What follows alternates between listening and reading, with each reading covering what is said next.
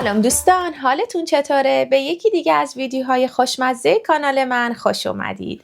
امیدوارم از هر کجای دنیا که هستید حالتون خوب باشه. امروز مهمون خونه هاتون هستم با یه غذای خوشمزه دیگه. قرار امروز تهچین کباب درست کنم. درست شنیدید، تهچین کباب. میدونم که خیلیاتون کباب رو دوست دارید و کسی نیست که بگه من کباب دوست ندارم. تا آخر ویدیو همراه هم باشید چون قرار حسابی سورپرایز بشید. خب ما تو مرحله اول با درست کردن مواد کباب کوبیده یا همون کباب تابعیمون شروع میکنیم که من اینجا نیم کیلو گوشه چرخ کرده دارم.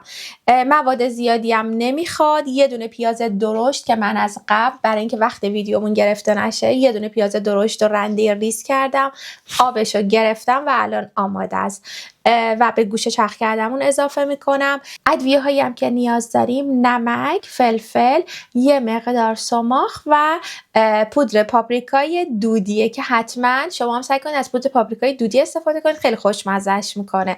خب من الان این پیاز رو اضافه میکنم و همینطور ادویه هایی که گفتم. خب الان قشنگ این گوشت و پیاز و ادویه ها رو خوب مخلوط میکنیم با هم دیگه، خوب ورز میدیم تا جایی که آماده شد بهتون نشون میدم. خب الان من گوشت خوب ورز دادم، روش یه سلفون پلاستیکی میکشم و میذارم داخل یخچال تا قشنگ مواد به خورد گوشت بره. برمیگردم و بقیه کارو با هم دیگه میبینیم.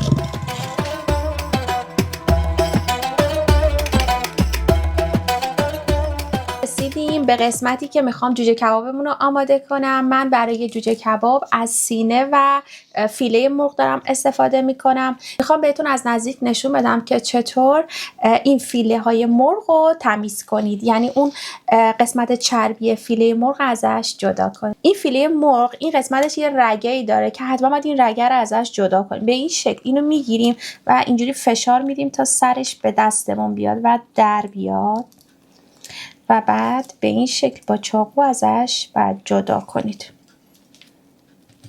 باید این قسمت رگش از فیله جدا بشه تا بتونیم راحت ازش استفاده کنیم. خب الان این فیله رو من برش میزنم به این شکل.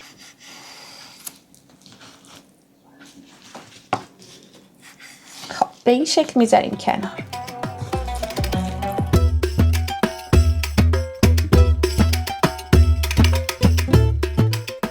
سینه ها رو هم به همین شکل به قسمت های خیلی نازک مثل نوار برش میزنیم و بعد این نوارا رو به این شکل که برش زدیم از وسط یه برش دیگه میزنیم. دوستان من یه ویدیوی جوجه کباب حلزونی درست کردم که لینکش رو براتون زیر این ویدیو میذارم، اگه دوست داشتید برید اون رو ببینید. توی اون ویدیو من کامل توضیح دادم درست کردن این جوجه کبابای حلزونی شکل.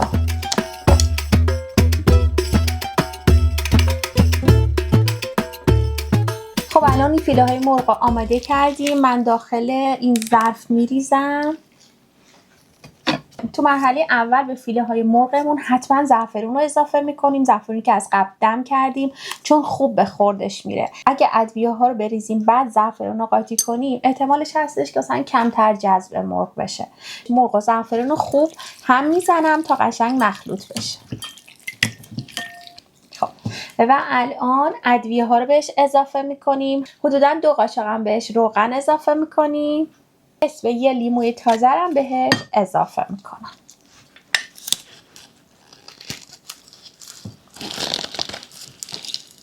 خوب تمام مواد رو با هم میزنیم. مرغ آماده کردم و میذارم تا داخل یخچال یکم بمونه تا مزه دار بشه. نکته‌ای که می‌خواستم بهتون بگم برای تهچینمون حتما سعی کنید برنج رو چند ساعت جلوتر بذارید تا خیس بشه.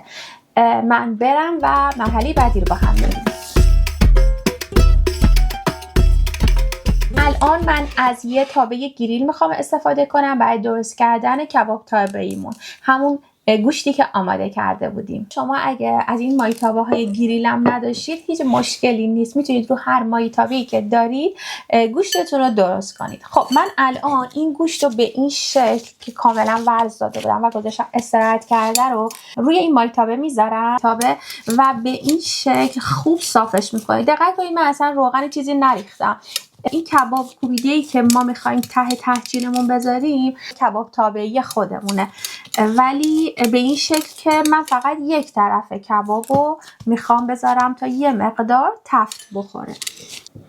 خب الان به این شکل که بهتون نشون میدم کنید خیلی نازک نباشه، یعنی یه مقدار حداقل 1 سانتی یا 2 سانت قطر داشته باشه، چون وقتی هم که میپزه میدونید دیگه گوش یکم جمع میشه.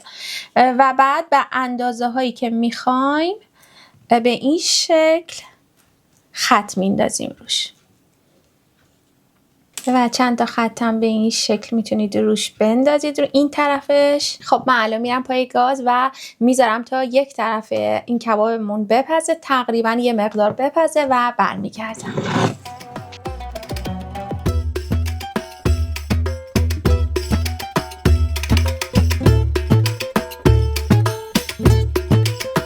نشون بدم تقریبا همین مقدار کافیه. من الان زیرش رو خاموش میکنم. ببینید همین مقدار کافیه. اگه میخوایم وسط برنجمون هم بذاریم باید حتما هر دو طرف کبابو بذاریم بپزه. یه سس برای تحچینمون درست کنیم که احتیاج داریم به یه مقدار کره، یه مقدار پیازی که از قبل سرخ کرده بودم من به این کره اضافه میکنم. با این کره یک کوچولو تفت میدیم. این گوجه رو من ریز رنده کردم، این گوجه رو به این اضافه میکنم و خوب سرخش میکنم. یه مقدار که گوجه سرخ شد یه قاشق بهش رب گوجه، یه مقدارم بهش رب فلفل اضافه میکنم. خوب هم میزنم تا ربم تفت بخوره. من بهش یه مقدار فلفل سیاه اضافه میکنم. این الان دیگه آماده است. من سس رو برمیدارم و بریم به مرحله بعدی.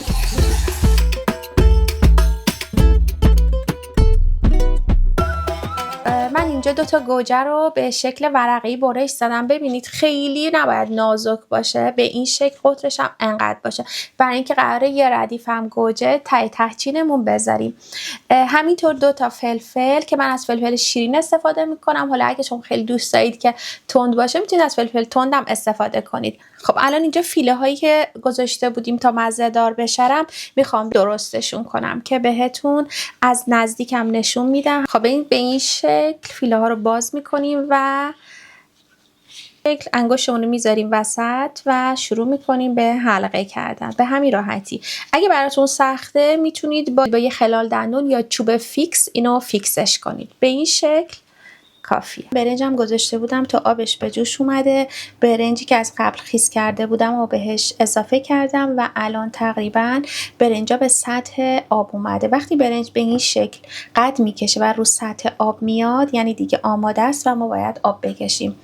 همونطورم که بهتون قبلا گفتم تو برنجای مخلوط حتما خصوصا تحچین حتما باید برنجو خیلی زود و زنده تر برداریم. الان برنجمون تقریبا آماده است. من آب میکشم و برمیگردم.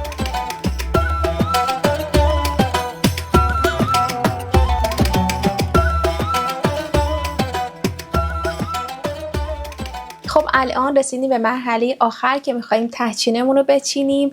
برای تحچینمون یه دونه تخم مرغ دارم.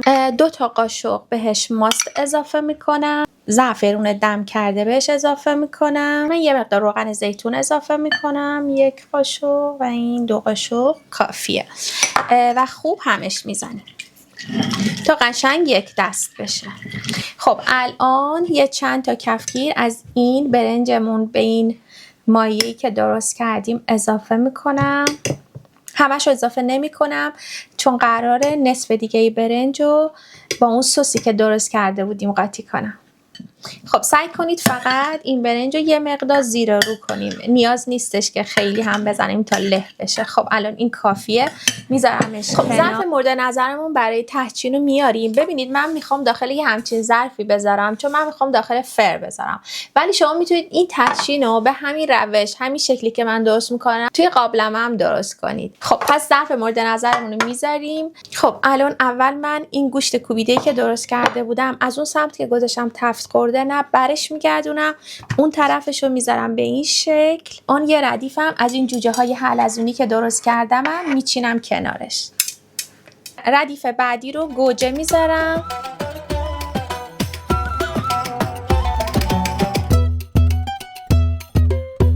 الان الان این برنجی که زعفرونی کرده بودیم و روی این کبابا میریزیم.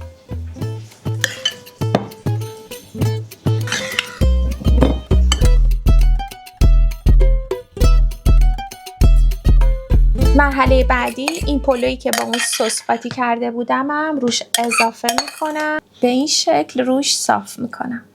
خب و الان یه مقدار از این برنج سفید که مونده بودم روش میریزم. البته حتما یک مقدار براش جا بذاریم چون خب میدونید دیگه این یه مقدارم بالا میاد. در انتها یه مقدار از این سماق تازه‌ام روی این برنج سفید میریزم. روی تشکیل و کاغذ فویلی گذاشتم. میذاریم داخل فر تو دمای 180 درجه به مدت 45 تا 50 دقیقه. مدت زمانش بستگی به فرتون داره. وقتی که آماده شد برمیگردم و بهتون نشون میدم.